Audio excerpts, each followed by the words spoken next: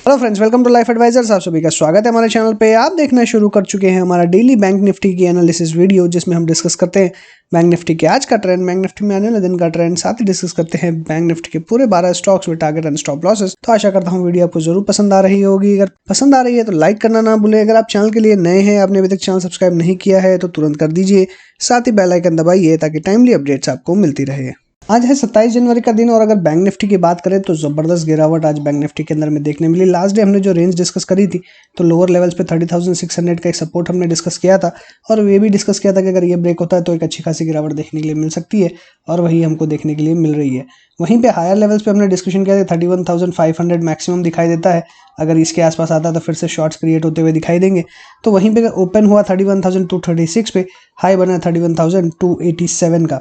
और अगर देखें तो ऊपरी लेवल से पूरे 1000 पॉइंट की गिरावट के साथ में क्लोजिंग होते हुए दिखाई दे रही है और ऊपर के लेवल से तो 1100 पॉइंट से भी ज़्यादा हम गिरते हुए दिखाई दे रहे हैं। तो डेफिनेटली बहुत ही ज़बरदस्त गिरावट आज मार्केट के अंदर हम कह सकते हैं देखी हमने और चौतरफा बिकवाली बैंकिंग सेक्टर के अंदर में देखने मिली है। और कल मैंने आपसे डिस्कशन भी किया था कि जो सपोर्ट है वो इसे मेजरली प्राइवेट बैंक्स की तरफ से दिखाई दे रहा है और उसमें भी एचडीएफसी बैंक और आईसीआईसीआई बैंक बहुत ज़्यादा पार्टिसिपेट नहीं कर रहे थे कल की गिरावट में।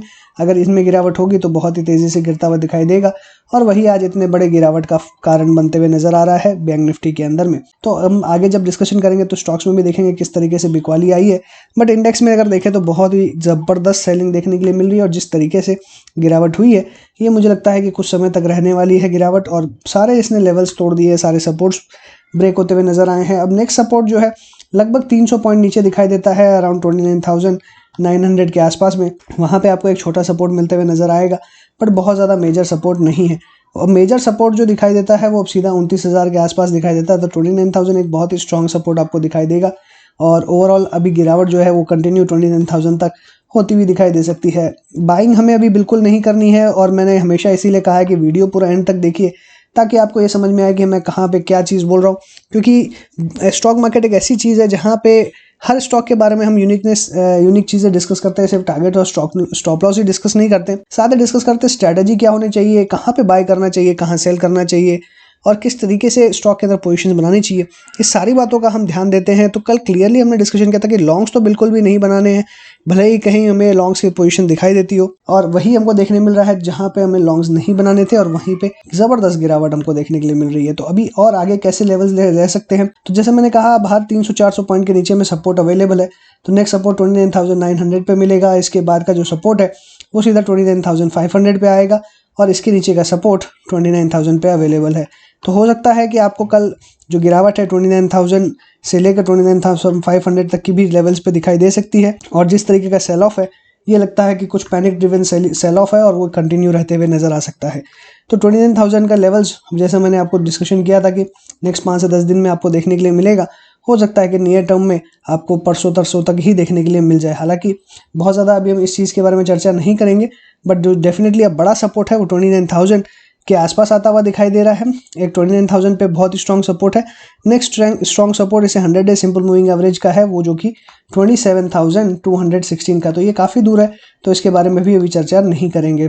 तो अब नेक्स्ट सपोर्ट जो है 29,900, 29,500 और इसके बाद में 29,000 पे दिखेगा। वहीं अपसाइड में रेजिस्टेंस की बात करें तो सारे लेवल्स ही अब रेजिस्टेंस लेवल्स बनते हुए नजर आ रहे हैं। 30,500 एक स्ट्रॉन्ग रेजिस्टेंस अब बन चुका है और इसके ऊपर अगर निकलते हैं तो 31,000 का लेवल भी बहुत ही स्ट्रॉन्ग रेजिस्टेंस बन चुका है। तो कंटिन्यूसली हमें अब गिरावट का ही दौर दिखाई देगा। कोई भी अपसाइड बाउंस आएगा तो डेफिनेटली अच्छी खासी गिरावट फिर से देखने के लिए मिलेगी। इसलिए कल की रेंज की बात करूँ तो अपसाइड में 30,500 दिखाई देता है। वहीं लोअर लेवल्स पे 29,900 के लेवल्स अगर ये ब्रीच होता है तो और अच्छी तेज़ी गिरावट देखने के लिए मिल सकती है 29,500 तक। इसलिए कल बड़ी रेंज की अगर बात करें 29,500 से लेकर 30,500, छोटी रेंज की बात करें तो 30,500 से लेकर 29,900 तक। तो बात करें अगर एक्सिस बैंक की तो क्लियरली हमने कल डिस्कशन किया था कि कोई भी बाउंस पे सेल करना है और आज भी हमें मौका मिला सेल करने का। ओपन हुआ 659.95, हाई बना 663.8 पे और क्लियरली हमारा डायरेक्शन था कि 660 के आसपास आते ही शॉर्ट बनाना है। और जैसे ही जिसने भी शॉर्ट बनाया होगा, पहला टारगेट जो 625 का था वो ऑलमोस्ट हमारा यहाँ पे अचीव होते हुए दिखाई दे रहा है। लो बना 627.4 का और 632 पे क्लोजिंग है। क्या यहाँ पे फर्दर सेलिंग हो सकती है? रिजल्ट्स इसके काफ़ी ख़राब आते हुए दिखाई दे रहे हैं तो मुझे लगता है कि यहाँ पे और अच्छी खासी गिरावट हो सकती है और जैसे ही लेवल टूटेगा सीधा लेवल 600 तक का दिखाई देता है। हो सकता है इससे ज़्यादा गिरावट हो।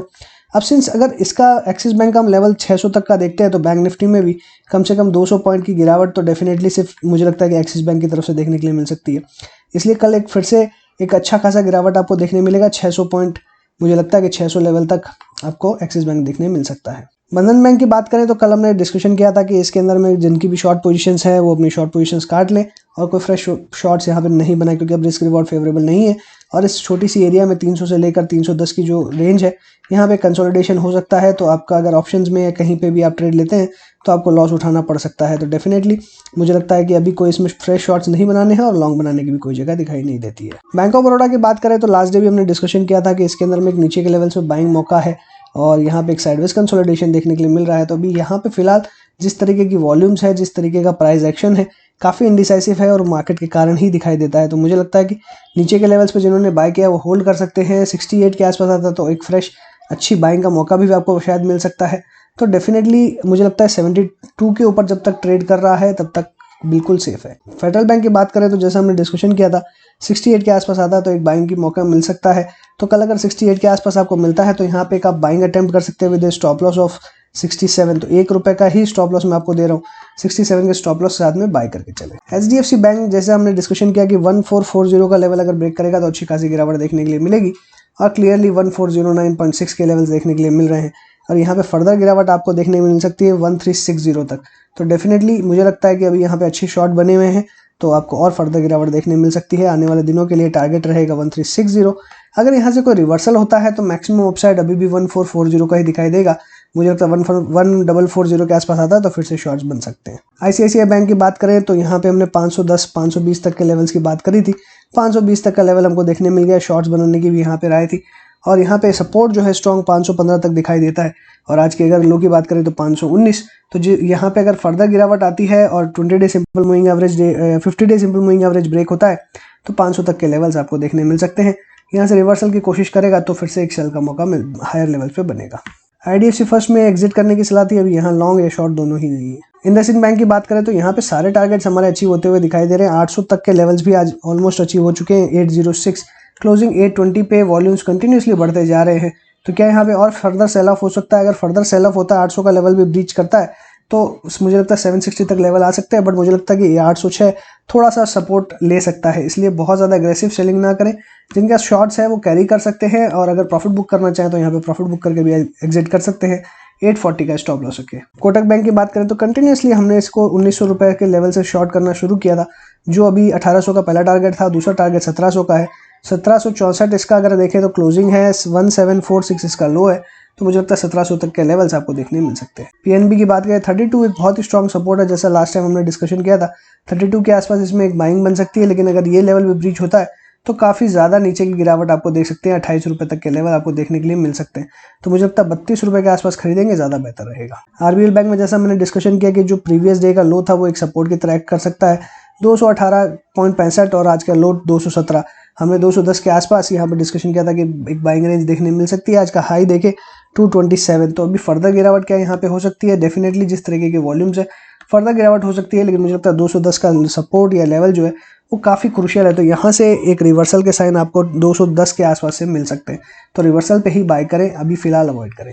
SBI की अगर बात करें तो SBI में क्लियरली हमारा स्टॉप लॉस हर बार ट्रिगर हो रहा है। 280 का ट्रिगर हुआ, रिवाइज किया हमने तो 275 का ट्रिगर होते हुए नजर आ रहा है। तो मुझे लग रहा है कि यहाँ पे अगर आप एग्जिट कर लेंगे तो ज़्यादा बेहतर रहेगा। सपोर्ट 270 पे भी अवेलेबल है, लेकिन जिस तरीके की गिरावट है, थोड़ी सी खतरनाक गिरावट देखने के लिए मिल रही है, तो मुझे लगता है यहाँ से आप एग्जिट कर ले, ज़्यादा बेहतर रहेगा। तो इसी के साथ मैं अपनी बात को वाइंड अप करूँगा। अगर आपको अच्छा लगा हो तो लाइक कीजिएगा, दोस्तों के साथ शेयर कीजिए, कमेंट बॉक्स में व्यूज लिखना ना भूलें। चैनल सब्सक्राइब नहीं किया है तो तुरंत कर दीजिए, साथ ही बेल आइकन दबाइए ताकि टाइमली अपडेट्स आपको मिलती रहे।